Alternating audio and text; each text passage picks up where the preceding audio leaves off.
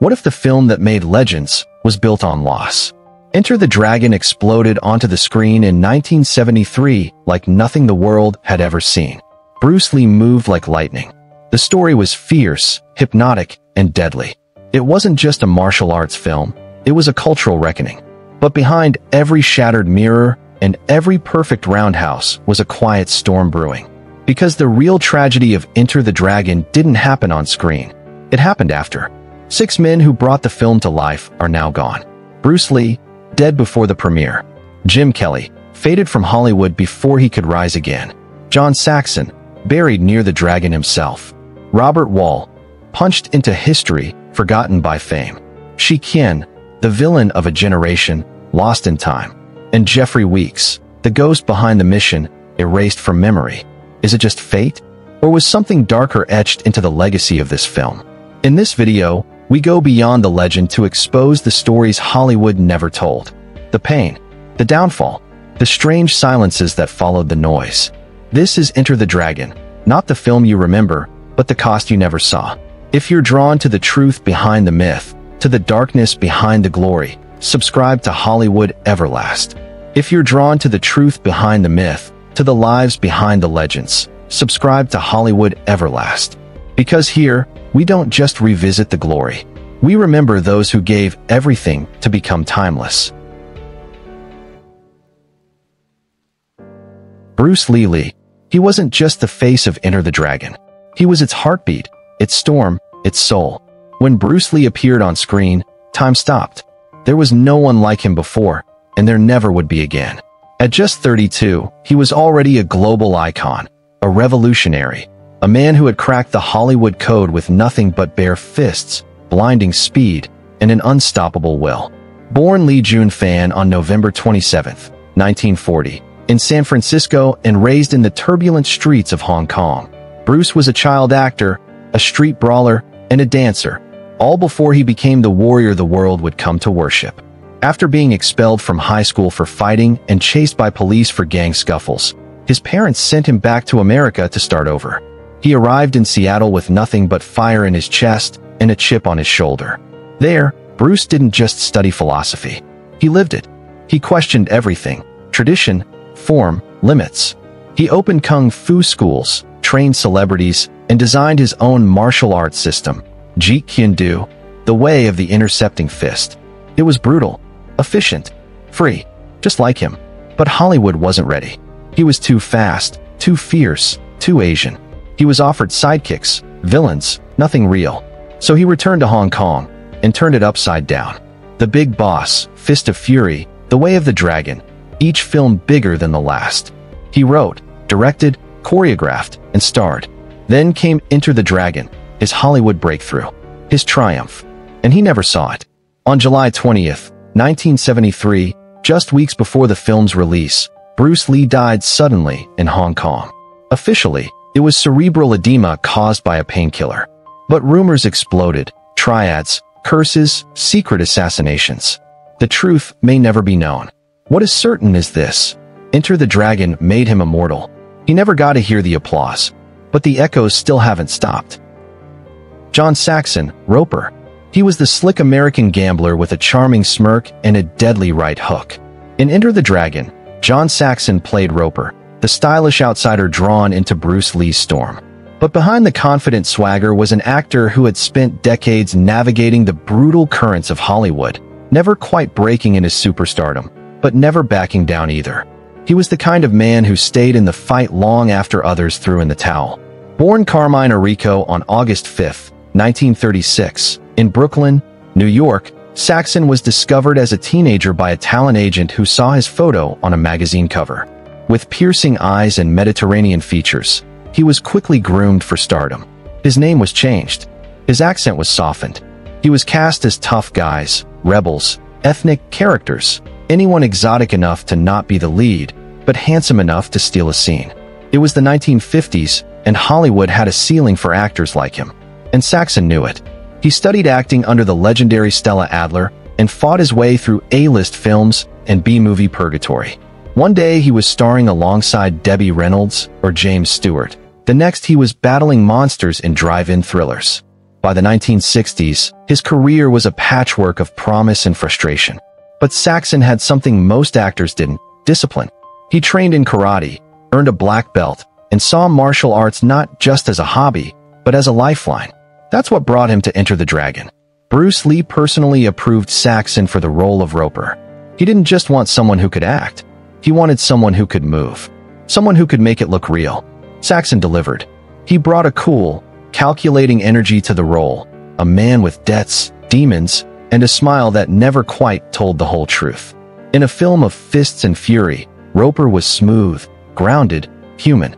After the film's success, Saxon found a second wind in horror and cult cinema, most notably in A Nightmare on Elm Street, where he played a cop who couldn't protect his daughter from the horrors of dreams. He became a favorite at fan conventions, beloved for his honesty, his legacy, and his long-standing connection to Bruce Lee. On July 25, 2020, John Saxon passed away from pneumonia at the age of 83. His ashes were buried in Seattle, near Bruce and Brandon Lee. A poetic closing chapter for the man who once stood side by side with the dragon. He wasn't the loudest. He wasn't the fastest. But John Saxon never faded. He endured. And in the end, that was his greatest power. Jim Kelly Williams. He didn't just enter the dragon. He kicked the damn door down. In 1973, when Jim Kelly burst onto the screen and entered the dragon as the brash, unstoppable Williams, he didn't just make history. He changed it. With his towering afro, rock-solid frame, and lethal precision, Kelly became the first black martial arts star in Hollywood, standing shoulder to shoulder with Bruce Lee. He wasn't the sidekick. He wasn't the stereotype. He was something new, black, bold, and unbreakable. Born James Milton Kelly on May 5, 1946, in Paris, Kentucky, he grew up athletic, sharp, and unshakably confident. He won a football scholarship to the University of Louisville, but dropped out after a year. Instead, he found his calling in martial arts, studying under Parker Shelton and rising fast through the karate ranks. By the early 1970s, he was a champion, fierce in the ring, graceful in the spotlight. He opened his own dojo in Los Angeles, and that's where fate came calling. Kelly was a last-minute replacement in Enter the Dragon, an unknown who would go on to steal scenes from international legends. His character, Williams, was smart, righteous, and unapologetically black in a film industry that had no idea what to do with someone like him. From the moment he told a racist cop, "Man, you come right out of a comic book," audiences knew they were witnessing something radical. And then, just like that, he was gone. After Enter the Dragon, Jim Kelly starred in a string of blaxploitation martial arts films. Black Belt Jones, 3 The Hard Way, Hot Potato. He was everywhere, for a while. But Hollywood never gave him the depth or the roles he deserved. By the 1980s, he quietly stepped away from acting, tired of playing the same character in different clothes. He didn't crash. He evolved. Kelly became a professional tennis player and coach, ranking among California's best in senior divisions. He avoided the spotlight, rarely gave interviews, and refused to be bitter. He knew what he had accomplished. He knew who he was. Jim Kelly passed away from cancer on June 29, 2013, at the age of 67. His death was quiet, but the legacy he left behind was thunderous. He broke barriers. He redefined cool. And in a world that never expected him to win, he kicked, punched, and smiled his way into immortality. Williams may have died in the movie, but Jim Kelly? He made sure we never forgot his name. Robert Wall O'Hara. He was the man who dared to charge Bruce Lee with a broken bottle and paid the ultimate cinematic price. In Enter the Dragon, Robert Wall's portrayal of O'Hara wasn't just a villain. It was a punching bag for Lee's righteous fury. He was brutal, unflinching, and cruel. And his death scene? Iconic. But what audiences didn't know was that behind that vicious screen presence was a real-life martial arts pioneer, a friend of Bruce Lee's, and a man who bled for his craft, literally. Robert Wall was born on August 22, 1939, in San Jose, California. From a young age, he was drawn to discipline and strength. Martial arts became his life's foundation, and he went on to earn black belts in 9 different styles, an almost mythical achievement. He co-founded a karate school with Chuck Norris and quickly became one of the most respected figures in American martial arts. But Wall wasn't just a fighter. He was a teacher, a competitor, and a tactician. His connection to Hollywood came through that martial arts world. Chuck Norris introduced him to Bruce Lee, and the two quickly bonded, not just over technique, but over intensity. Lee respected Wall's power, his discipline, and his ability to take a hit. That trust landed Wall roles in Lee's films. First in The Way of the Dragon, and then in Enter the Dragon, where O'Hara would become one of the most hated villains in martial arts movie history. The fight between O'Hara and Lee's character wasn't fake. It was real. During filming, Lee accidentally broke Wall's ribs with a devastating kick, but Wall refused to stop. He finished the scene in pain, knowing they had created something legendary. His character's death, crushed beneath Bruce's furious blows, became one of the most visceral moments in martial arts cinema. But after the lights faded, Wall returned to his roots. He continued teaching, training, and serving as a mentor to thousands of students. He was instrumental in promoting martial arts across America, always preaching discipline, honor, and resilience. Though he took a few more roles, often alongside Norris, he never chased fame. His glory was in the dojo, not the red carpet. Outside the ring, Wall was a family man, married to Lillian Prescott for over 50 years. He was the godfather of actor Freddie Prinze Jr. and remained active in martial arts circles well into his later years. He never claimed to be a movie star. He didn't have to. In the world of martial arts, his name carried weight. Robert Wall passed away on January 30th, 2022, at the age of 82. The cause of death was never publicly disclosed. And maybe it didn't need to be. Because for those who knew him, for those who remembered that scar-faced warrior who charged at Bruce Lee with nothing but rage and steel, Robert Wall had already achieved a kind of immortality. He wasn't the hero. He didn't need to be. He was the wall the hero had to break. And he stood tall until the very end. Shih Kien, Han. He didn't throw the fastest kicks. He didn't shout or snarl. But when Shih Kien stepped into a scene, everything froze. As the cold, calculating Han, the one-handed crime lord in Enter the Dragon, he wasn't just a villain. He was the embodiment of corruption, polished, powerful, and utterly merciless. His steel prosthetic hand was terrifying, but it was his gaze, quiet, measured, predatory, that truly chilled the audience. Han didn't need to fight to dominate a room. And Shih Kien? He didn't need to speak English to control the screen. Born Shek Wing Chun on January 1st, 1913, in Panyu, Guangdong, China, Shih Kien began his journey not as an actor, but as a makeup artist in 1930s Hong Kong. But he wasn't content staying behind the scenes.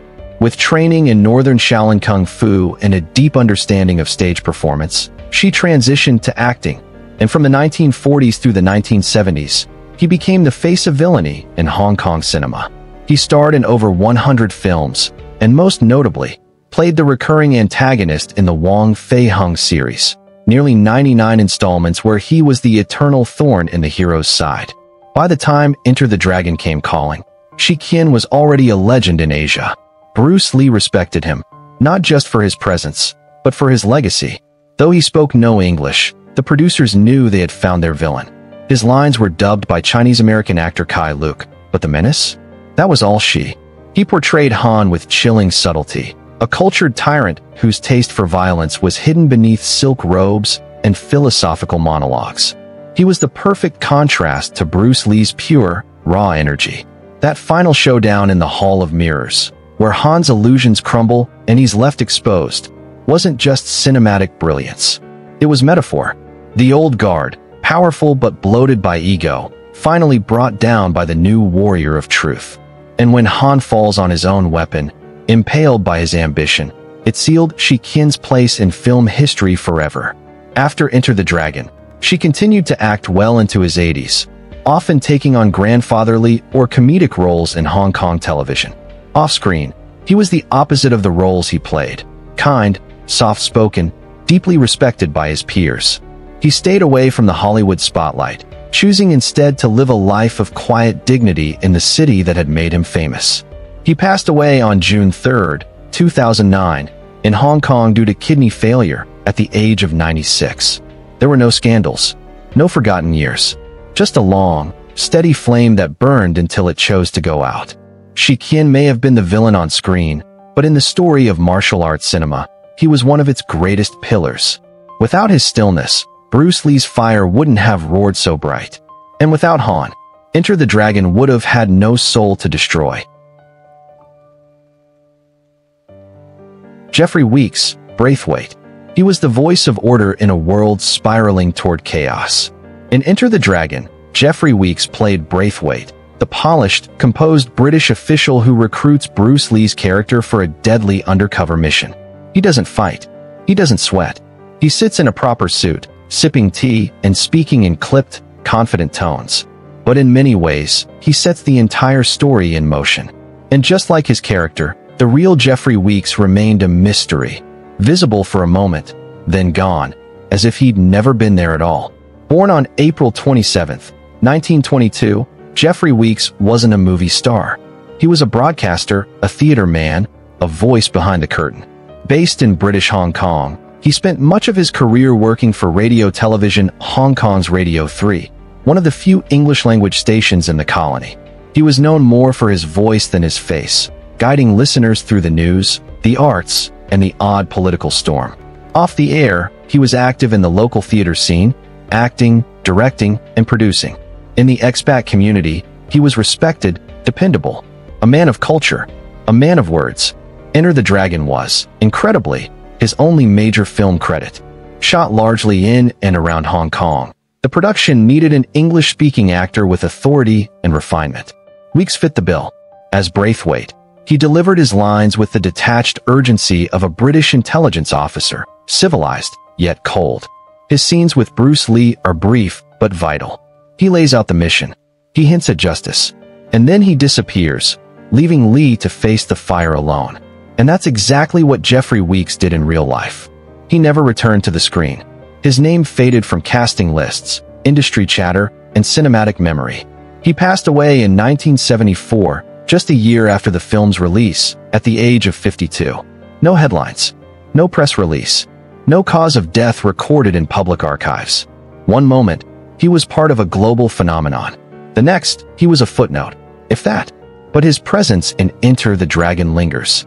He was the calm before the storm, the man who handed the sword to the warrior and stepped back into the shadows. Without Braithwaite, there is no mission. Without Weeks, there is no spark. Sometimes, it's the quietest characters who leave the deepest echoes. Geoffrey Weeks may have vanished, but his voice was the first we heard, and it still reverberates, 50 years later. Enter the Dragon was never just a film. It was a rupture in the fabric of cinema. It tore through borders, shattered stereotypes, and elevated martial arts from niche spectacle to global phenomenon. But as the legend rose, the men behind it began to fall, one by one, quietly, strangely, tragic, each in their own way. Bruce Lee, the Dragon himself, was taken before the world could thank him. Jim Kelly lit up the screen and then stepped away, proud but underappreciated. John Saxon fought for decades, surviving Hollywood's grind only to be laid to rest beside the very icon who once stood at his side. Robert Wall took real hits for the art and remained loyal to the craft until the end. Shih Kien, long before Hollywood even noticed him, had already shaped the soul of martial arts cinema. And Geoffrey Weeks, the forgotten voice who started it all, disappeared before anyone realized he was gone. This wasn't just a film of fists and fury. It was a gathering of warriors. Some were born for the spotlight. Others barely stepped into it. But each of them carried a weight far heavier than a script. They carried the hopes of a changing world, the burden of representation, and the cost of legacy. Now they're gone. All of them. But the story doesn't end. Because every time the film plays, their spirits move again, through every punch, every scream, every shattered mirror. They live in the frames, in the silence between words, in the echoes of a final fight. This is more than remembrance. This is a tribute, a salute to the men who gave us a revolution and paid for it with their lives. If their stories moved you, if you still feel the impact they left behind, don't let them be forgotten. Subscribe to Hollywood Everlast, where legends live on and memory never fades.